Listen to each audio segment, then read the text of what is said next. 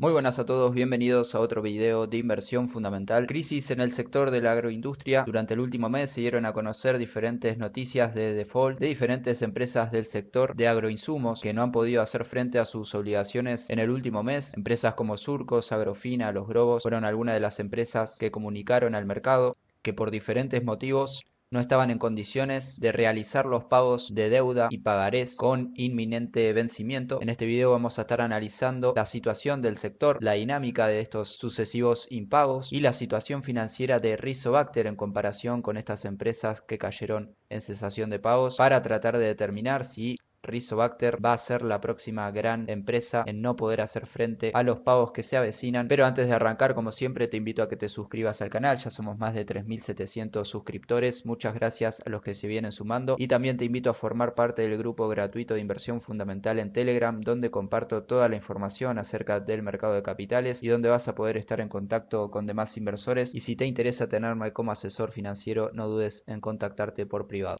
En este informe exclusivo para clientes, detallo acerca de la dinámica en el default de las diferentes empresas del sector, ya que arrancaba con la empresa Surcos no pudiendo hacer pago a un pagaré bursátil, al tiempo que buscaba renegociar sus obligaciones negociables con vencimiento en 2026 y 2027, seguida de la empresa Los Grobos, otro gran jugador del agro argentino, que junto con sus subsidiarias también declararon que no podrían cumplir con el pago de obligaciones negociables, al mismo tiempo que Agrofina comunicaba al mercado de capitales la misma situación de dificultad de hacer frente a sus obligaciones. Algunos de los factores detrás de estos impagos tienen que ver con márgenes productivos deficitarios, la dependencia de negocios financieros y el mal manejo financiero de estas empresas en el último año. Se habla de malas apuestas y escenarios que no se cumplieron. El hecho de que haya existido esta seguidilla de impagos de empresas del sector plantea la interrogante si esta situación es una situación sistémica y que se puede contagiar a otras empresas más grandes del sector. Los próximos flujos de fondos a pagar por las empresas del sector son los siguientes, que se detallan en la imagen, donde Rizobacter aparece como uno de los principales tenedores de obligaciones inminentes de pago, con grandes vencimientos al 30 de diciembre del año 2024, los cuales ya se hicieron efectivo y ya se pagaron. La empresa comunicó y pagó hace unos días, pero quedan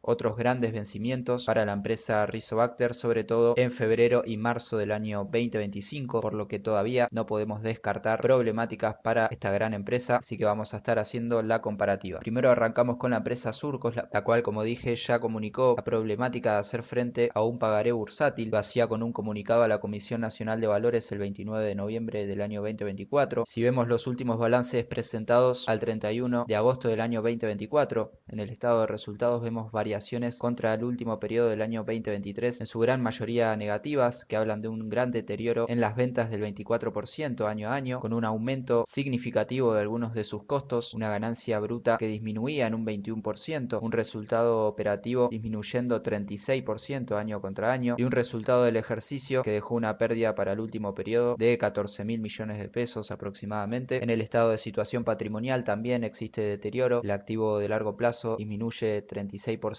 periodo contra periodo, el total del activo disminuye 19%, el patrimonio si bien aumenta un 31%, ya que las deudas disminuyen más que proporcionalmente a la disminución del activo. Esto no fue suficiente, ya que los ratios financieros, por ejemplo, de liquidez, la dejan con una liquidez muy ajustada, de 1,07 al 31 de agosto del año 2024, la liquidez ácida en la que a la cuenta le quitamos el inventario, ya que es lo menos líquido dentro del activo corriente, cae por debajo de 1 en 0,87. La empresa, si bien tuvo una leve mejora en su ratio de endeudamiento por cada peso de pasivo, la empresa tiene en su patrimonio neto 0,21 y por cada peso de pasivo la empresa tiene en su activo 1,21 para responder. La estructura de financiamiento habla de una empresa bastante apalancada, con una estructura de financiamiento que depende del capital propio del 17% y de la toma de pasivo o deuda en un 83%, si bien mejora con respecto al mismo periodo del año anterior. La empresa está en una situación de bastante endeudamiento y bastante apalancada. El ratio de inmovilización es bastante bajo y la empresa al 31 del 8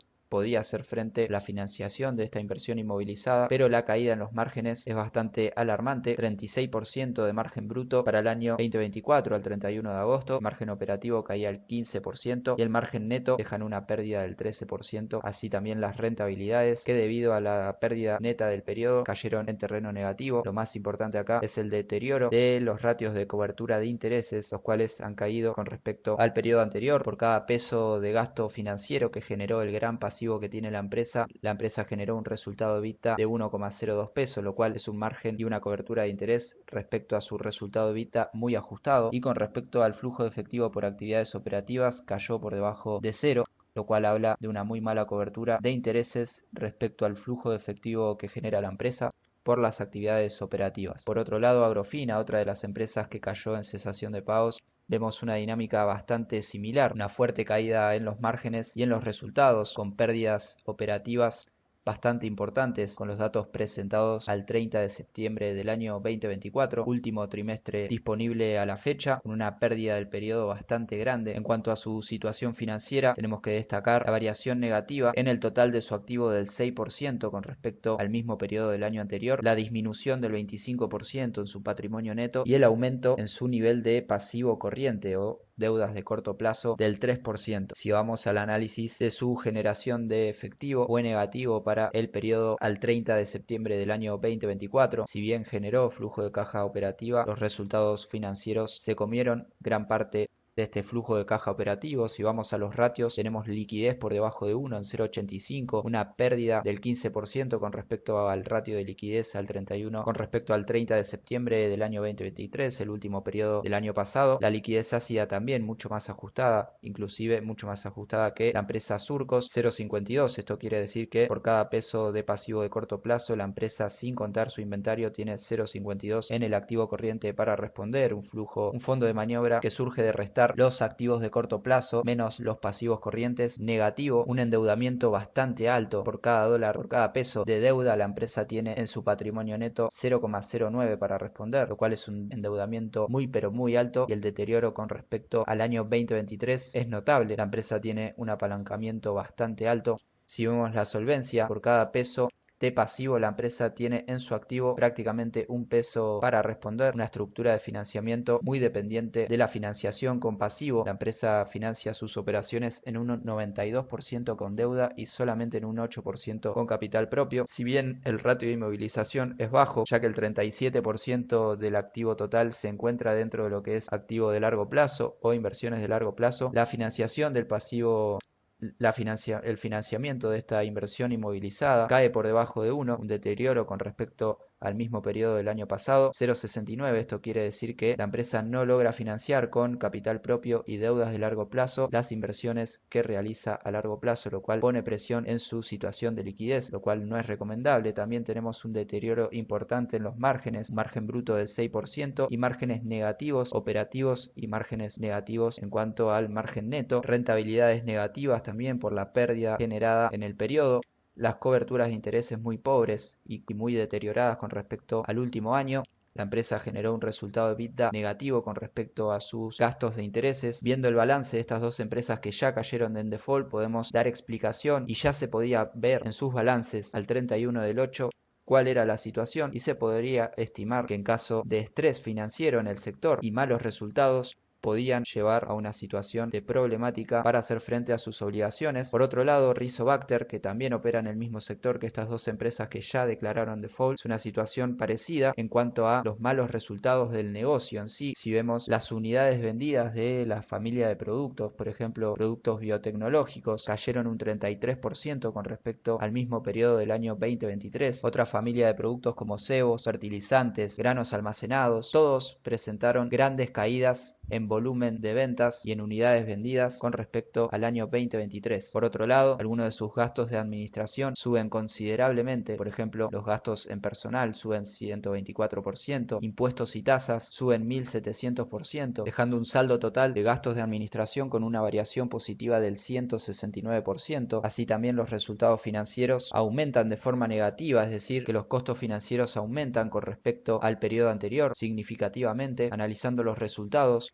vemos que las ventas solamente aumentan 96%, pero a diferencia de Surcos y Agrofina, Rizobacter mantiene incluso ganancias con respecto al resultado del periodo, mantiene resultado bruto positivo, resultado operativo positivo y en crecimiento con respecto al 30 de septiembre del año pasado. Algunas de las variaciones en su estado de situación patrimonial y la variación con respecto al año 2023 es de aumento del activo no corriente del 8%, variación nula en el activo corriente, una leve aumento en el total del activo. Por otro lado tenemos aumento del patrimonio neto del 9% y disminución del pasivo no corriente del 5%. El flujo de caja operativo fue positivo con una gran mejora con respecto al mismo periodo del año anterior, del 492%. Algunos de los ratios financieros clave que nos hablan de la capacidad de pago que mantiene Rizobacter al 30 de septiembre del año 2024 es la situación de liquidez de 1,4, muy superior a los que teníamos en Agrofina y Surcos, inclusive contando la liquidez ácida en la que a la cuenta le quitamos el inventario ya que es lo menos líquido, la empresa está por encima de 1, lo cual dice que puede hacer frente a sus pasivos de corto plazo aún si no vendiera el inventario, lo cual es muy positivo y también son ratios que mejoran con respecto al año 2023. El fondo de maniobra que surge de restarle a los activos de corto plazo las deudas